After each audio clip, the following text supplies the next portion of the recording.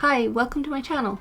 Let's talk about sorting. Python makes it very easy to sort data. In this video, I'm going to talk about how to sort two kinds of objects, lists and classes. Sorting a simple list, normal and reversed.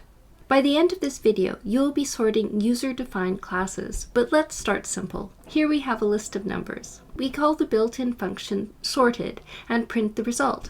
As you can see, this gives us an ordered list. But let's say we want to print the list out in reverse order. What then? Simple. All we have to do is set reverse to true, like this. And then we run the program. Here's the output. Note that so far we've only used a list and a single field, reverse. The sorted function also has a key parameter, which is one I use quite a lot.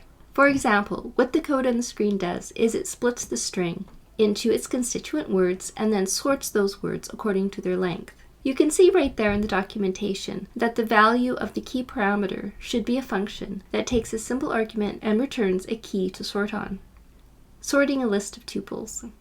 We just sorted a simple list by using the key parameter that takes a function. In that case, it was len. Now let's do something a bit more advanced. Instead of using a built-in function to sort a simple list, let's set the key argument to sort a list of tuples.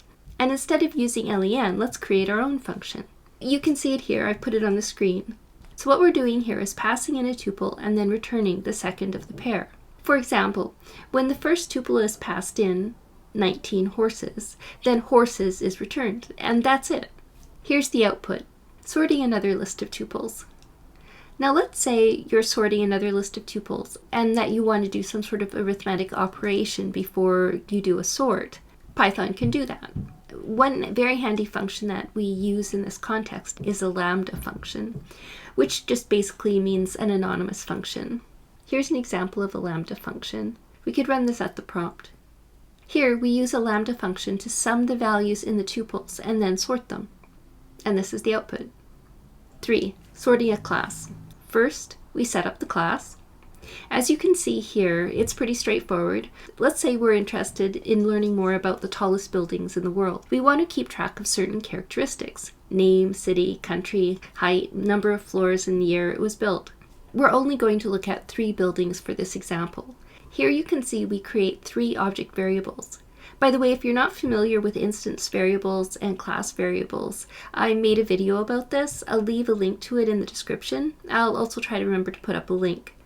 Okay, onward. First of all, let's sort using an anonymous function. Here we just make the key equal to lambda, and then the tallest buildings, and then specify the field and the year. And this is the output. But let's say you want to sort on more than one field. Well, this is how you would do it. Notice that we're importing attribute getter. It's a very simple function and it's painless. You don't have to write anything really, just use one line of code and you're done. It's so simple. That's it. I hope that it's made sorting a little bit easier. Thanks for watching. If you'd like to support the channel, please like and subscribe. I'll see you in the next video. Until then, good coding.